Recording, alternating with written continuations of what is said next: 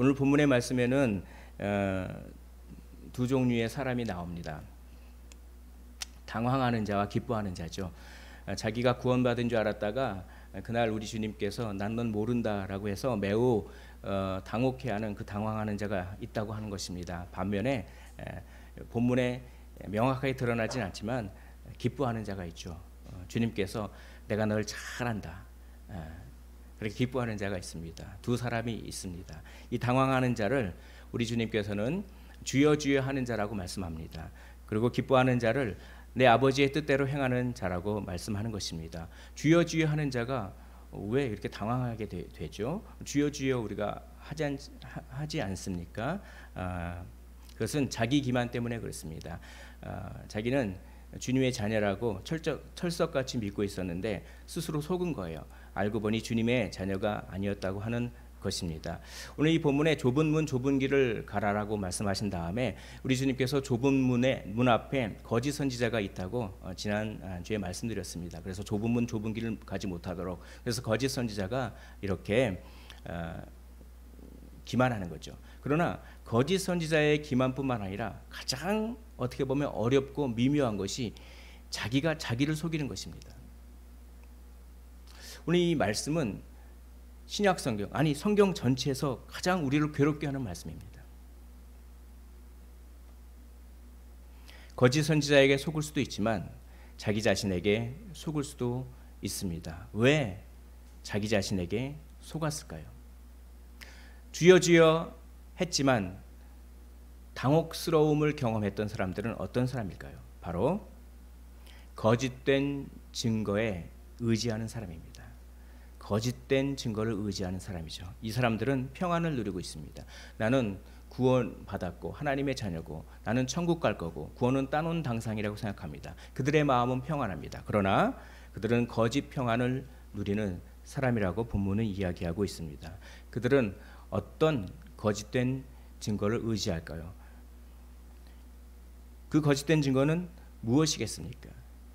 나더러 주여 주여 하는 자마다 다 천국에 들어갈 것이 아니요. 주여라고 하는 말이 있죠. 놀랍게도 우리를 속이는 거짓 신자를 속이는 거짓된 첫 번째의 증거는 바로 하나님 말씀이에요. 성경 말씀이 신자를 속입니다. 이건 너무나 당황스럽죠. 정확한 신앙 조항이 거짓 신자를 속이는 것입니다. 정확한 교리, 정확한 신앙은 구원의 필수적이긴 하지만 그것은 절대적인 것이 아닙니다. 그 정확한 하나님의 말씀을 입으로 고백한다고 해서 구원을 받는 것은 아니죠. 참된 그리스도인이 된다는 것은 단지 바른 말을 입 밖으로 낸다는 뜻은 아닙니다. 신앙 조문만을 의지하는 데 그치지 않도록 주의해야 할 것입니다. 귀신들도 예수님을 주님이라고 고백했어요. 귀신이 구원받았습니까? 누가복음 4장 41절에 귀신들이 나가면서 소리질러 이르되 당신은 하나님의 아들이니이다. 귀신도 예수님을 그렇게 하나님의 아들로 고백했다는 것이죠. 나더러 주여 주여 하는 자마다, 주여라고 하는 말을 2번 해요. 이건 뭡니까? 열정이 있다는 거예요.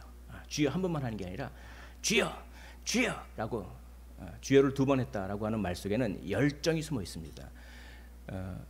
거짓 신자를 속이는 두 번째, 열정적인 열심입니다. 내가 하나님 일에 열정적으로 열심으로 한다고 해서 그것이 구원을 보장하는 것은 아닙니다. 참으로 영적인 열정과 참으로 성령에 의해서 성령으로 말미암은 열정과 육신적인 열정을 분별해야 되는 것이죠. 타고난 기질이 열정적인 사람이 있어요. 그래서 그냥 기질상으로 뭘 해도 그냥 열정적으로 그것은 성령의 열정하고 구분돼야 됩니다. 저희가 뭔가를 철저히 준비했습니다. 로이드 존스 목사님은 설교자를 예를 듭니다. 설교자가 설교를 준비하는데 이날따라 설교 원교가 너무나 잘 준비된 거예요. 기승전결이 탁탁 되고 아주 논리적이고, 그리고 거기에 아주 감동적인 예화와 거기에 말씀을 기가 막히게 풀어서 탁, 그게 너무 자기가 보기도 원고가 아주 잘 짜여 있습니다. 그래서 흐뭇해합니다. 그 잘 짜여진 철저한 준비 때문에 열정이 나올 수가 있어요. 그것은 그리스도로 인한 열정이 아닙니다.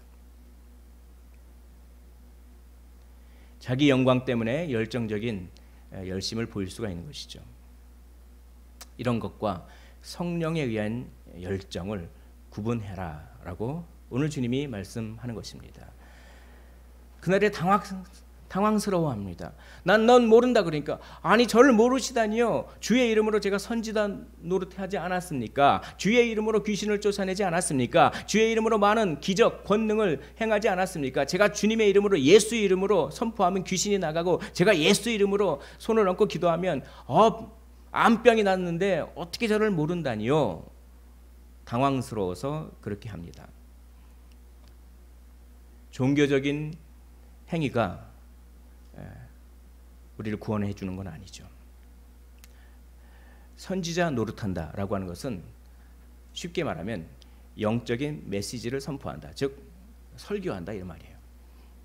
설교한다고 구원받는 거 아닙니다. 복음 전한다고 전도한다고 구원받는 거 아니죠. 귀신을 쫓아낸다.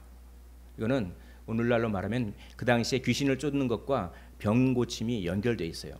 신유의 은사를 받았다고 구원받는 거 아닙니다. 많은 권능, 기적을 베푼다고 구원받는 거 아니죠. 메시지를 선포하거나 축기, 각종 이적을 베푼다고 해서 구원받는 것은 아닌 것입니다. 이것이 구원의 증거라고 철석같이 믿다가는 나중에 당혹스러워지는 것입니다. 바른 교리를 주 예수 그리스도의 이름으로 설교했으나 설교자 자신은 천국에 들어갈 수 없는 일이 있을 수 있습니다.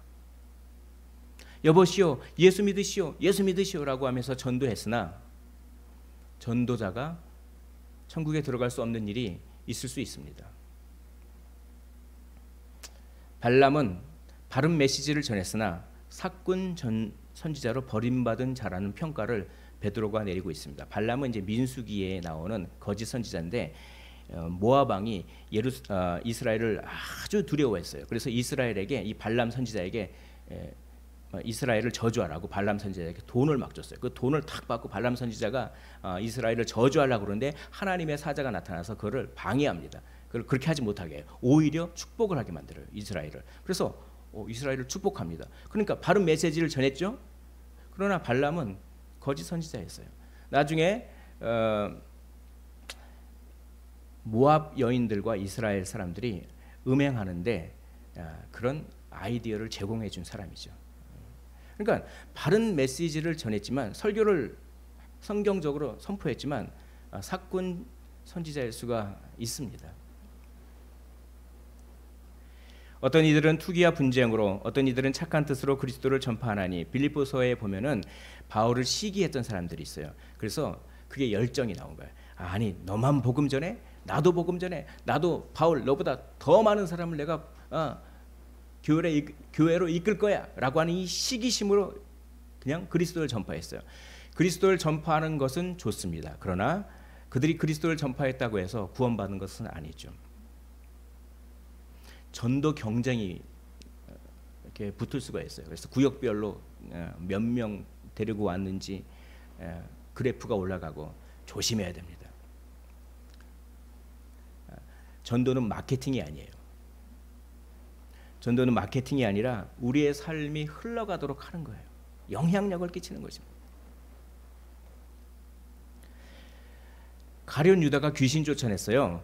우리 누가복음 10장에 보면은 제자들을 파송하면서 이렇게 말씀하십니다. 예수님이 내가 너희들을 파송하는 이유가 귀신을 쫓아내고 그리고 복음 전하게 하기 위해서 그렇게 너희를 파송하는 거야. 그래 권능을 주셨습니다. 그래서 70인의 제사가 딱 가서 그냥 놀라운 경험을 하고 돌아온 거예요. 주님께 돌아온 것입니다. 그러면서 이렇게 고백합니다. 주여, 주의 이름이면 귀신들도 우리에게 항복하더이다. 여기 이 제자들 가운데는 가룟 유다도 있었겠죠. 그러니까 가룟 유다도 안수하면 귀신이 나갔다는 거예요. 그러나 가룟 유다는 버려졌습니다. 귀신을 쫓는다고 해서 구원받는 거 아니죠. 마태복음 24장 24절에 거짓 그리스도들과 거짓 선지자들이 일어나 큰 표적과 기사를 보여 할 수만 있으면 택하신 자들도 미혹하리라. 거짓 선지자들도 큰 표적과 기사를 보일 수 있는 것입니다. 그래서 이단 교주들이 얼마나 기적을 많이 베풀었습니까? 그래서 넘어가는 거죠. 그래서 기적을 베푼다고 해서 구원받는 것은 아닌 것입니다. 고린도후서 11장 14절에 보니까 사탄도 자기를 광명의 천사로 가장하나니, 광명의 천사로 가장해서 어떡합니까? 능력을 부려요. 여러분, 마귀의 힘을 우리는 기억해야 합니다. 마귀가 굉장히 힘이 있어요. 요한계시록에 보면 마귀가 뿔이 7개라고 합니다. 뿔은 힘을 상징하죠. 마귀는 7은 좀 완전한 숫자니까요. 아주 능력이 있다는 것입니다. 마귀가 광명의 천사로 가장해서 사람들에게 이렇게 유혹합니다. 네가 주여 주여라고 하면 너는 구원받았어. 그렇게 유혹하는 것이죠. 마귀의 능력을 통해서, 마귀의 힘을 빌어서, 바알세볼의 힘을 빌어서 병도 고칠 수가 있고 기적을 베풀 수가 있는 것입니다. 마귀의 힘을 기억해야 되는 것이죠. 겉으로 표면적으로 드러난 일을 통해서 구원받았음을 확신하지 말라고 우리 주님은 이야기하고 있는 것입니다. 이러한 것들은 전부 구원에 필수적이지만 구원에 절대적이지는 않은 것입니다. 구원에 필수적인 것을 구원의 절대적인 것으로 오해했기 때문에 스스로 속는 것입니다. 이 말을 다시 한번 설명해 볼까요? 구원의 필수적이라고 하는 말은 이런 말입니다. 정말 구원받은 사람은 예수님을 주라고 시인합니다. 예수님을 주라고 입으로 고백하지 않은 사람은 아예 구원 밖에 있는 거예요. 그는 뭐 자기 기만 이런 거 뭐 필요 없이 아예 구원 밖에 있는 것입니다. 그러니까 구원받은 사람은 한 사람도 빠짐없이 예수님을 주라고 고백합니다. 그리고 구원받은 사람은 종교적인 열심이 있습니다. 예배와 말씀과 기도와 찬양과 전도와 열심이 있습니다. 그러나 그런 것들을 행한 모든 사람이 다 구원받는 것은 아니라고 하는 것이죠. 그리고 그들은 무의식적인 위선에 빠져 있는 것입니다. 그럼 우리는 어떻게 할까요? 아니, 무의식적으로 위선하고 무의식적으로 내가 속는데, 내가 속는 것은 어떻게 할까요? 그러면 혹시 내가 구원받지 못한 거 아닙니까? 이 말이 참 두렵게. 근데 성경에 보면은 구원의 확신을 누리라고 하는 성경도 얼마나 많은데 어떡합니까? 저도 이거 참 고민을 많이 해요. 어떤 성경은 구원의 확신을 가지고 항상 감사하고 기뻐하라고 하고, 어떤 성경은 두렵고 떨림으로 너의 구원을 이루라고 하고, 어쩌란 말입니까? 자기를 점검하라고 하는 이야기입니다. 자기를 점검하는 사람이야말로 내 아버지의 뜻대로 행하는 사람입니다. 왜냐하면 우리가 예수 믿었다고 하는 것은, 우리가 진정으로 구원받았다고 하는 것은 우리 안에 누가 계십니까? 성령이 계세요. 성령이 우리를 자기 점검하도록 만드는 거예요. 자기 점검을 또 의무사항으로 하면 안 됩니다. 자연스럽게 성령님은 우리의 양심을 통하여 일하십니다. 우리의 양심을 통하여 자기를 돌아보게 하세요. 만약에 내가 예수님을 믿는다고 하면서, 교회에 나온다고 하면서 양심의 소리를 거부하고, 그러면 정말 구원받았는지 한번 의심해 보십시오. 성령께서 끊임없이 자기를 돌아보게 하시기 때문에 내 아버지의 뜻대로 행하는 자, 구원받은 자는 자기를 점검하는 사람입니다. 왜 하나님의 영을 성령이라고 이름했을까요? 거룩하도록 우리를 자극한다. 거룩하도록 우리를 만든다. 우리를 끊임없이 성결하게 돌아보게 한다. 그런 의미로 하나님의 영을 성령이라고 이름 붙인 거예요. 기독교인은 예수님만을 바라봐야 하며 자기 자신은 조금도 바라봐서는 안 된다는 말에 교묘한 위험이 있습니다. 특별히 신앙이 아주 좋다는 사람들, 복음적이라고 하는 사람들이 자기 자신을 바라보지 마십시오. 오로지 예수님만을 바라보십시오. 그 말이 맞는 말입니까? 틀린 말입니까? 그 말이 어떨 때는 맞고 어떨 때는 틀립니다. 어떨 때 맞습니까? 구원에 관해서 적용할 때는 맞습니다. 구원에 관해서는 예수님만 바라봐야 돼요. 내 힘으로는 구원받을 수 없어요. 그러나 이 말이 자기의 죄를 점검하지 말라는 얘기는 아닌 것입니다. 우리를 돌아봐봤자 우리 안에 검은 것만 있으니까 뭐하러 우리를 돌아보니, 그냥 예수님만 바라봐. 그것은 양심을 회피하는 것이죠. 양심의 고통을 직면해야 우리는 십자가로 나아갈 수 있는 것입니다. 기독교 신앙은 하나의 생활입니다. 하나의 삶입니다. 여러분 일주일 동안 여러분들의 삶을 한번 돌아보십시오. 거기에 예수 십자가가 들어 있었습니까?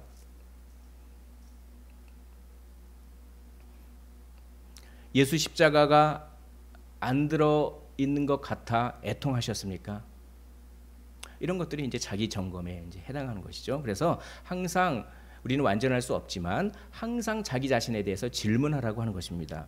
이 모든 것 이면에 진짜 충동은 무엇인가? 내가 이 행동을 하게 된 진짜 나의 충동은 무엇인가? 이걸 점검하라는 거예요. 나는 왜 이런 것을 하고 있는가? 나의 동기는 무엇인가? 이것을 늘 점검하라고 하는 것입니다.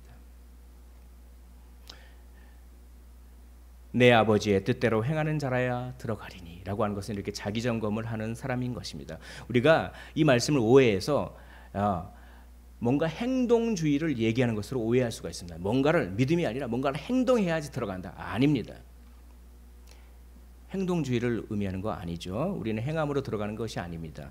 여기서 말하는 것은 참 믿음을 말하는 것입니다. 그러니까 야고보서에 이런 것이죠. 행함이 없는 믿음은 그 자체가 죽은 것이라 라고 하면서 그럼 야고보는 행동주의자였습니까? 아닙니다. 야고보는 또 이렇게 얘기합니다. 나는 행함으로 내 믿음을 내게 보이리라.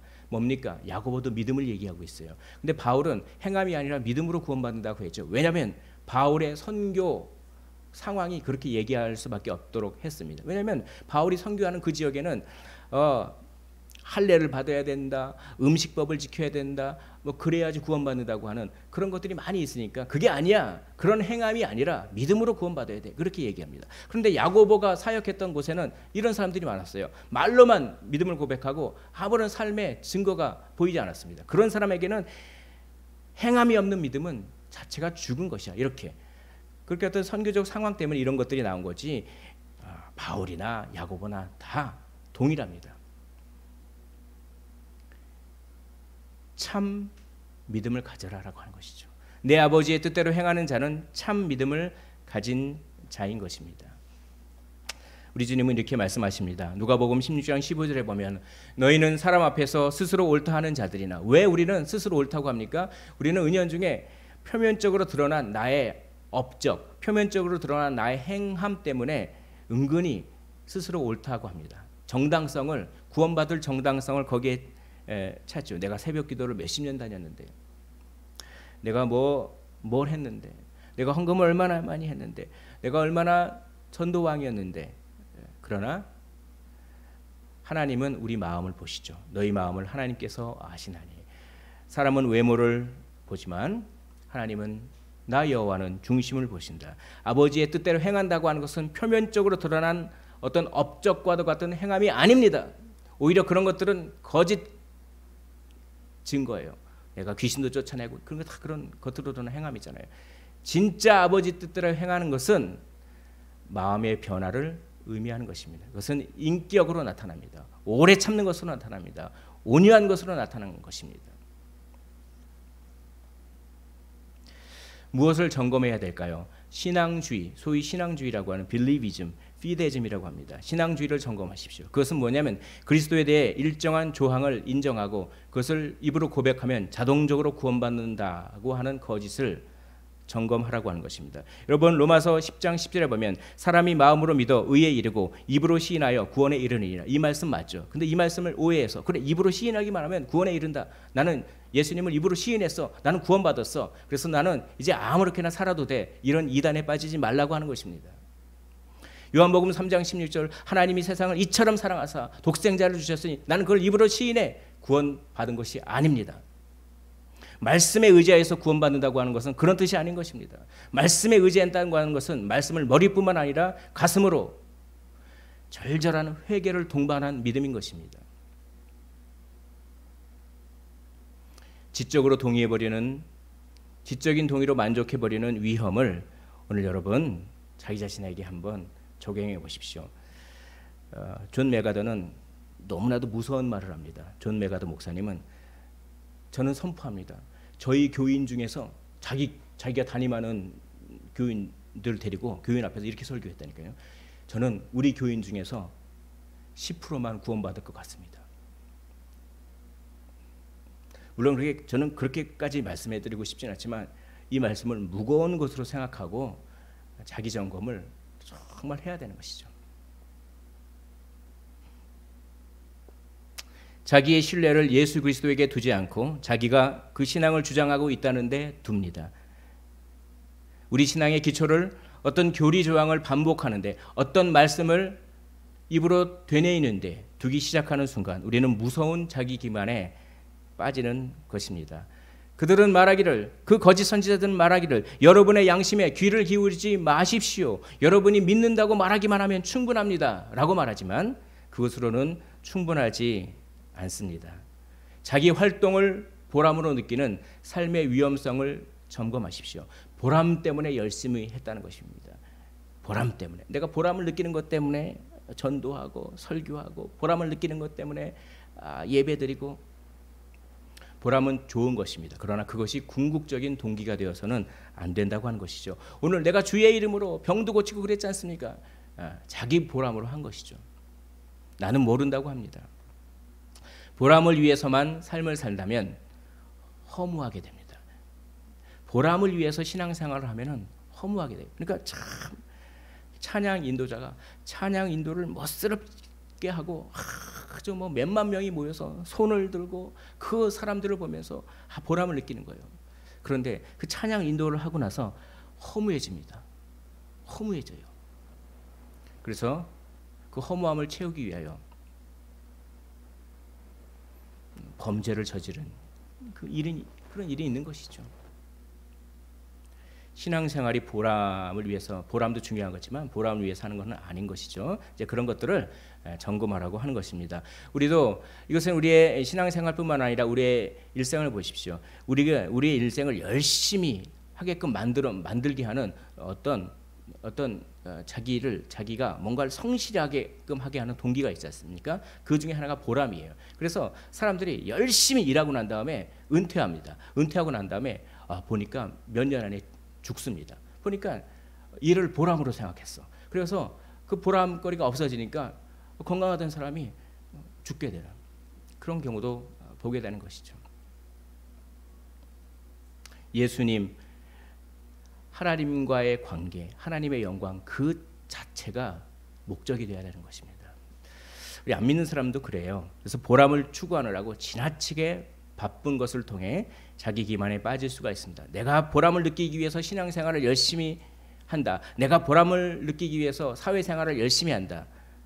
그런 다음에 이렇게 얘기합니다. 내가 열심히 신앙생활을 했기 때문에 나는 구원받는다. 그렇게 생각하지 말라는 것이죠. 근데 전도를 해보면은 안 믿는 사람도 비슷한 얘기를 해요. 내가 얼마나 우리 가정을 위해서 열심히 일했는데, 그러니까 나는 좋은 데 갈 거야.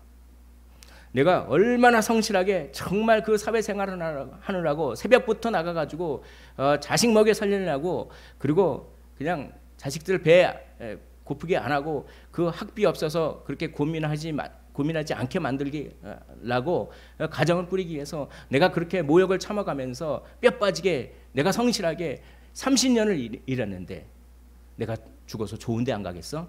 좋은 데 안 갑니다. 선행으로 양심의 정죄감을 없애려는 위험을 점검하라고 하는 것입니다. 이건 뭐냐면 플러스 마이너스 제로를 만드는 거예요. 양심의 고통을 회피하려고 마이너스가 되는 것에 플러스 되는 것을 놓아 균형을 이루려는 것입니다. 이건 뭐냐면 내가 뭔가를 잘못했어요. 내가 뭔가를 잘못해서 양심의 고통이 옵니다. 그러면 그때 양심의 그 고통에 마음의 문을 열고 회개를 해야 되는데 그게 아니라 내가 이걸 잘못해서 그러면 내가 선행을 베풀어서 양심의 고통을 상쇄시키는 거예요. 그들은 왜 그렇게 열심히 종교 생활을 했습니까? 그들은 왜 그렇게 열심히 전도하고, 그들은 왜 그렇게 열심히 예배하고, 그들은 왜 이렇게 열심히 말씀 읽고, 그들은 왜 이렇게 열심히 찬양하고, 그들은 왜 이렇게 열심히 귀신을 쫓아내고 그렇게 했습니까? 이거 하면 내가 혹 뭔가 잘못하더라도 플러스 마이너스 제로가 되겠지. 그런 자기 기만을 점검하라고 오늘 우리 주님께서 말씀하고 계시는 것입니다. 양심이 우리들을 처리할 수 있도록 허락하십시오. 마음의 문을 여십시오. 마음의 문을 열고 양심의 명령에 순종하십시오. 우리 주님께서 우리 마음의 문 밖에서 우리의 마음의 문을 두드립니다. 누구든지 그 음성을 듣고 문을 열면 내가 들어가 그와 더불어 먹고 그는 나와 더불어 먹으리라. 순종이 제사보다 낫습니다. 사무엘이 사울에게 했죠. 사울이 아말렉을 다 진멸하라고 했는데 욕심이 생겼어요. 그래가지고 다 진멸하지 않고 소와 양 이런 거 좋은 거 남겨뒀어요. 좋은 거. 사무엘이 왜 남겨줬습니까? 그러니까 사울이 그렇게 얘기하는 거예요. 아니 하나님께 제사 드리려고요. 이건 뭡니까? 그렇죠. 마이너스 되는 것을 선행을 통해서 플러스 시키는 그런 일을 사울이 한 것입니다. 주님과의 관계의 중요성을 깨닫지 못하는 위험을 점검하시기를 원합니다. 그들은 내가 주의 이름으로 뭘 하고 주의 이름으로 뭘 하고 주의 이름으로 무엇을 했기 때문에 주님이 나를 알겠지. 내가 무엇을 했기 때문에 주의 이름으로 무엇을 했기 때문에 주님은 나와 관계가 있겠지. 천만에요.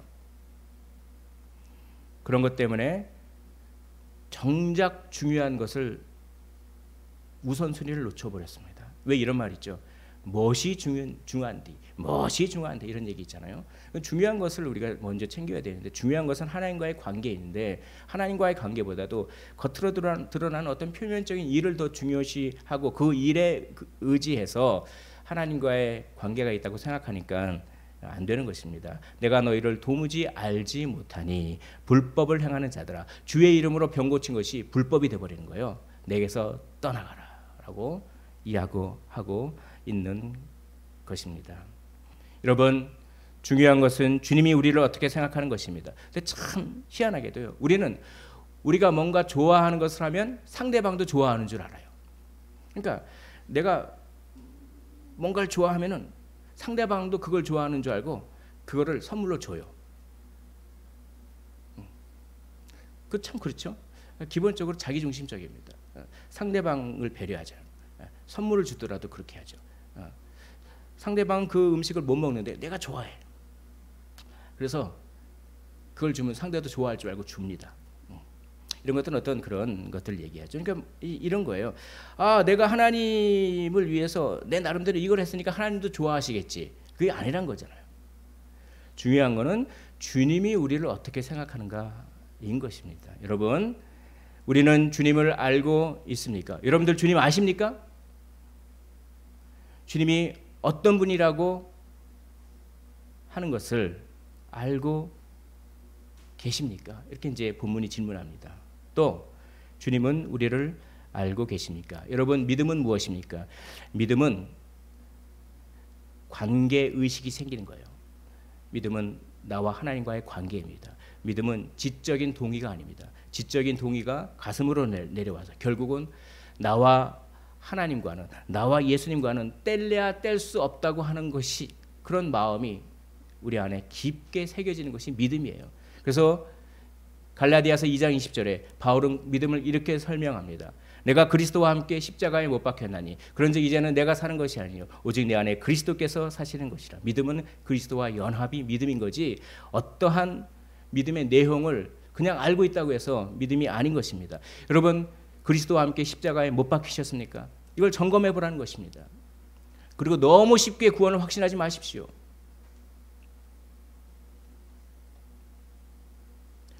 그날에 많은 사람이 나더러 이르되라고 말합니다. 주의 이름으로, 주의 이름으로, 주의 이름으로 세 번이나 반복하면서 내가 주의 이름으로 이것을 했습니다 라고 말하지만 우리 주님께서는 그때 내가 그들에게 밝히 말하되 내가 너희를 모른다 라고 하는 것입니다. 그날이 다가오고 있습니다. 예수님 만날 날이 다가오고 있어요. 예수님의 재림뿐만 아니라 우리의 개인적인 죽음이 다가오고 있습니다. 한 번 죽는 것은 정해진 것이요 그 후에는 심판이 있으리니 우리의 개인적인 죽음 이후에는 우리의 영원한 운명을 바꿀 기회가 없어집니다. 우리가 주님 만날 날이 다가오고 있는 것이죠. 그날에 우리는 구원의 기쁨을 누리는 자가 되어야 겠지 않겠습니까? 그러기 위해서 자기 점검을 하는 것입니다. 자기 점검을 하면은 심령이 가난한 자가 될 수밖에 없어요. 심령이 가난하면 애통하는 자가 될 수밖에 없습니다. 애통하는 자가 되면 온유할 수밖에 없습니다. 온유한 자는 의에 줄이고 목마를 수밖에 없습니다. 다시 팔복입니다. 산상수훈의 마지막에서 다시 팔복이 되는 것이죠. 산상수훈은 팔복이 중요합니다. 그래서 팔복으로 시작하고 팔복으로 끝나는 것입니다. 산상수훈 팔복은 어느 하나가 다른 것과 이렇게 분리되지 않습니까? 이것이 그러하면 저것도 그러한 것입니다. 그러므로 심령이 가난한 자는 결국 의에 줄이고 목마르고 의를 위하여 박해받는 데까지 나아가는 자가 되는 것입니다. 팔복의 사람이죠. 결국 내 아버지의 뜻대로 행하는 자는 무슨 일을 표면적으로 드러내는 사람이 아니라 내가 심령이 가난한 자인가라고 하는 것입니다. 자기 점검을 통하여 팔복의 사람인가를 점검하라고 하는 것입니다. 이것이 내 아버지의 뜻대로 하는 것이에요. 이것이 구원의 절대적인 기준입니다. 네 안에 팔복의 증거가 있습니까? 나의 영적인 파산을 느끼십니까? 주님 아니면 내가 구원받을 수 없는 죄인임을 느끼십니까? 죄 때문에, 아니 죄라기보다는 내 안에 죄의 세력 때문에 막 우십니까? 팔복의 사람을 이렇게 설명할 수가 있습니다. 양심의 고통을 직면한 후에 십자가를 바라보는 사람입니다. 여러분, 양심의 고통을 직면하기만 하고 십자가를 바라보지 않으면 어떻게 됩니까? 가룟 유다처럼 됩니다. 가룟 유다의 길을 가는 거예요. 양심의 고통을 직면해야 됩니다. 그런 다음에 십자가를 바라봄으로 말미암아 죄 용서의 기쁨을 얻어야 되는 것이죠. 그러면 베드로의 길을 가는 것입니다. 이게 팔복의 사람이요, 이게 스스로 속지 않는 사람이요, 내 아버지의 뜻대로 행하는 사람인 것입니다. 조금 더 쉽게 말씀드리겠습니다. 양심의 고통을 직면해서 애통하는 거예요. 늘 울어야 됩니다. 여러분, 울음이 없으면 기독교인이 아닙니다. 울어야 돼요. 그러나 우는 것만 있으면 기독교인이 아닙니다. 그건 자기를 파괴합니다. 애통한 이후에 죄 용서의 기쁨이 있어야 됩니다. 그래서 결국 팔복의 사람은 쉽게 말하면 애통과 기쁨이 함께 있는 사람입니다. 애통하면서 기뻐하는 사람이죠. 울면서 웃는 사람입니다. 웃으면서 우는 사람입니다. 여러분, 많이 우십시오. 어떤 의사인 기독교인 장로님은 울음의 능력을 책으로 썼습니다. 정말 울면 암세포가 없어진대요. 스트레스가 다 그렇게. 진짜 하나님 앞에서 울어야 됩니다. 그렇지만 울고 난 이후에 내 죄가 용서받았다고 하는 기쁨이 있어야 돼요. 그럴 때 나는 구원받았음을 확신해도 됩니다. 그럴 때 구원의 확신의 기쁨을 누리는 거예요. 그럴 때 할렐루야라고 찬양할 수 있는 것입니다. 할렐루야. 바울도 그랬습니다. 바울은 로마서 7장 24절에 오호라 나는 곤고한 사람이더라. 내가 이렇게 하고 싶지만, 속사람은 이렇게 하고 싶지만 나는 자꾸 그 반대의 것을 한다. 오호라 나는 곤고한 사람이로다. 누가 이 사망의 몸에서 나를 구원하랴 라고 애통했습니다. 그러나 로마서 8장에서 이렇게 찬양하고 있습니다. 그러므로 이제 그리스도 예수 안에 있는 자에게는 결코 정죄함이 없나니 이는 그리스도 예수 안에 있는 생명의 성령의 법이 죄와 사망의 법에서 너를 해방하였느니라. 생명의 성령의 법은 힘을 말합니다. 죄와 사망의 힘에서 생명이라고 하는 성령의 힘이 우리를 해방하였다. 그리스도 예수 안에서 라고 기뻐합니다. 그러니까 뭡니까? 애통하면서 기뻐하고 기뻐하면서 애통하고. 이것을 경험하십니까? 늘 경험하십니까? 이것이 우리 주님의 뜻입니다. 우리 주님의 뜻은 우리가 울면서 웃는 것입니다. 언제 울입니까? 우리가 기도할 때 울게 되죠. 기도하고 회개할 때. 항상 쉬지 말고 기도하는 거예요. 그래서 기뻐하는 것입니다. 그래서 감사하는 것이에요. 그러니까 오늘 말씀은 데살로니가 전서의 말씀과 너무나 똑같은 말씀입니다. 우리 주님께서 우리에게 주신 말씀은 항상 기뻐하라, 쉬지 말고 기도하라, 범사에 감사하라. 쉬지 말고 기도하라가 중간에 있습니다. 쉬지 말고 기도하면서 뭐 하라는 것입니까? 회개하고 애통하라고 하는 것입니다. 그것을 통해서 기뻐할 수가 있고 그것을 통해서 감사할 수가 있는 것입니다. 오호라 나는 곤고한 사람이더라 했다가 죄와 사망의 법에서 너를 해방하였음이라 라고 할 수 있는 것입니다. 할렐루야. 그것을 경험하셨습니까? 그러면 구원의 확신을 가지십시오. 그리고 천국의 소망을 바라보십시오. 주님 만날 날이 얼마 남지 않았습니다. 이 몸의 소망 무언가? 우리 주 예수뿐일세. 우리 주 예수밖에는 믿으리 아주 없도다. 주 나의 반석이시니 그 위에 내가 서리라. 그 위에 내가 서리라.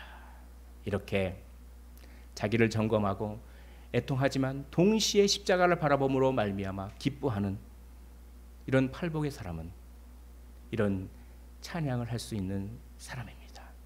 여러분들을 입술을 통해서, 여기 계신 모든 분들의 입술을 통해서 마음 깊은 속에서 이 찬양이 흘러 나오시기를 주님의 이름으로 축원을 드립니다. 그날에 두 사람이 있을 것입니다. 자기는 받았는 줄 알았는데 구원 못 받아 당황스러워하는 사람이 있는 반면에 주님께서 나를 아신다라고 하면서 기뻐하는 사람이 있습니다. 그 후자의 사람이 되었으면 좋겠습니다. 그 후자의 사람은 어떤 사람입니까? 바로 자기를 끊임없이 점검하는 사람입니다. 그래서 아버지의 뜻대로 행하는 심령이 가난한 팔복의 사람입니다. 자기를 점검하십시오. 그리고 우십시오. 그리고 웃으십시오. 애통하면서 기쁨을 경험하심으로 말미암아 그날에 내가 너를 잘한다라고 하는 칭찬을 들으셔서 구원의 기쁨을 경험하게 되시기를 주님의 이름으로 축원을 드립니다.